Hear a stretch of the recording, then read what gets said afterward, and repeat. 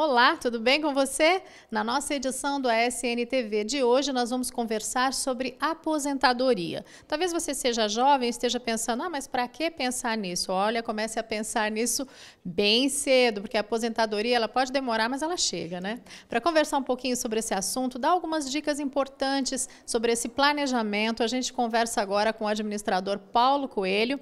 Ele é diretor financeiro de fundos, diretor de investimento de fundos de aposentadoria. Paulo, obrigada por estar com a gente mais uma vez. E nós queremos começar essa entrevista perguntando para você o seguinte: por que, Paulo, é importante a gente planejar a aposentadoria já desde cedo? Desde cedo, mesmo jovens, a gente tem que olhar lá para frente. Márcia, essa é uma pergunta bastante interessante e importante a reflexão sobre isso. Todas as vezes que nós recebemos um primeiro salário, nós temos uma demanda reprimida, o desejo de comprar alguma coisa. E essa demanda reprimida nunca vence. Você sempre terá o desejo de comprar alguma coisa. Mas quando você chega numa terceira idade, que alguns chamam de melhor idade, a sua força laboral diminui. E você então tem que ter alguma reserva financeira para suprir as suas necessidades nessa fase da sua vida.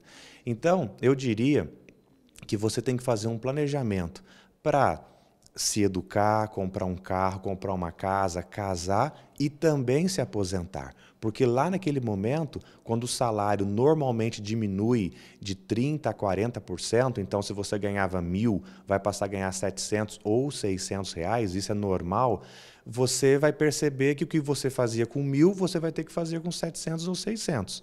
Quando você se prepara para a aposentadoria, você tem uma aposentadoria complementar, que nós chamamos assim, você então recebe do INSS os 600 ou 700 e completa com a Previdência Complementar, o que traz a você os 1.000 que você tinha e você consegue manter o seu padrão de vida. Os valores aqui é só a título de exemplo, né? Então, se você planeja, tem essa forma de planejar, você terá uma velhice, uma terceira idade com mais dignidade, podendo usufruir dos seus netos, da companhia dos seus filhos, acompanhar os seus filhos numa viagem, porque você terá recurso para se custear, para se financiar.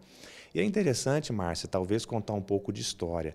As pessoas, às vezes, não pensam muito nisso, porque no passado se morria com mais facilidade. Se você pegar a expectativa de vida no passado, as pessoas em 1800 morriam com 36 anos de idade. Você vê, 36 anos de idade hoje, o pessoal está pensando em casar, está terminando o doutorado deles, alguma coisa assim.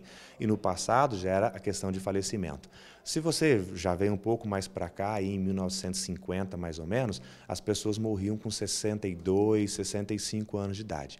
Hoje, já não. Hoje você encontra muitas pessoas com 85 e com 90 anos de idade.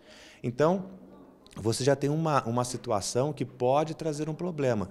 Você trabalhava até os 60 e morria com 65, você precisava de um recurso.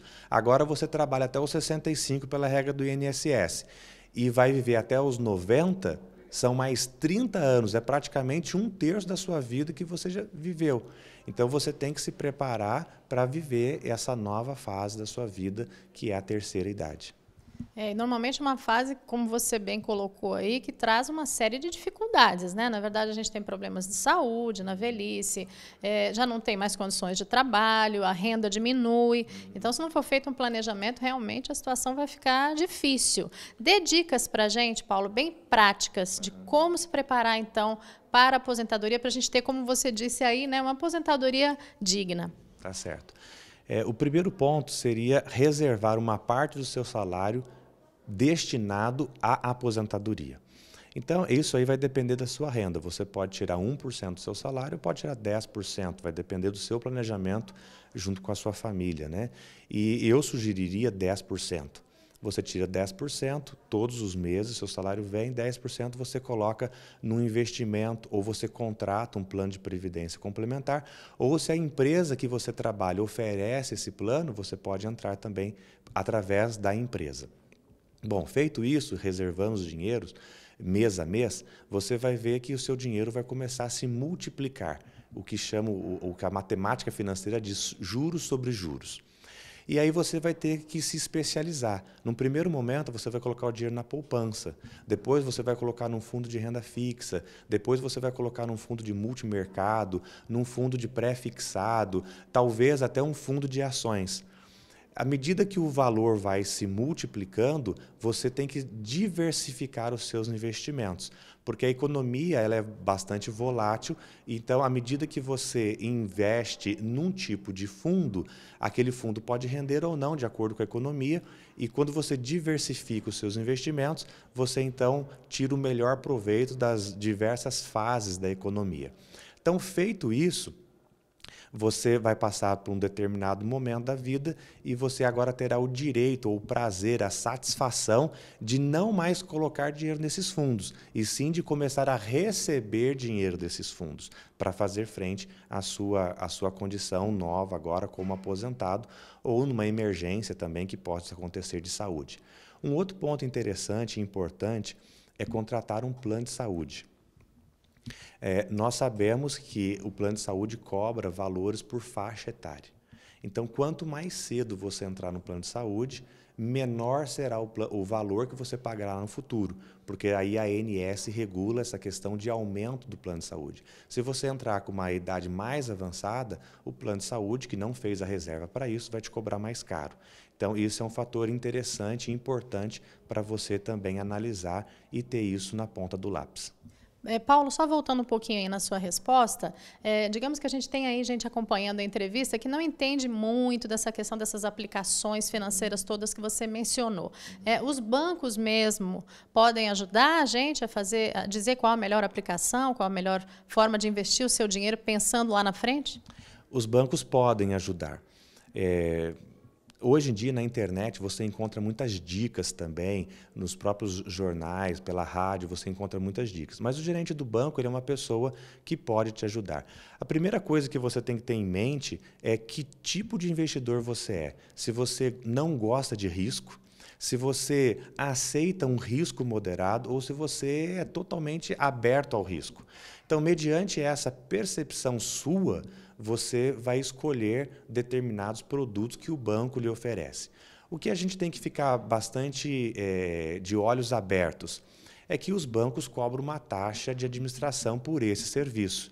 Então, é fundamental você sentar com o seu gerente e negociar essa taxa, porque com pouco recurso, normalmente o banco não vai querer negociar com você, mas à medida que você vai poupando, o seu recurso vai crescendo, aí você já começa a ter poder de negociação. E aí você vai pegar uma taxa mais barata e essa taxa, em vez de ir para as mãos do banco, vai ficar no seu bolso ou no seu fundo. Isso também é muito importante. Mas um banco ou um fundo de previdência, você pode contratar no próprio banco um PGBL ou um VGBL, que são fundos que são preparados, são feitos para a pessoa pensando em aposentadoria.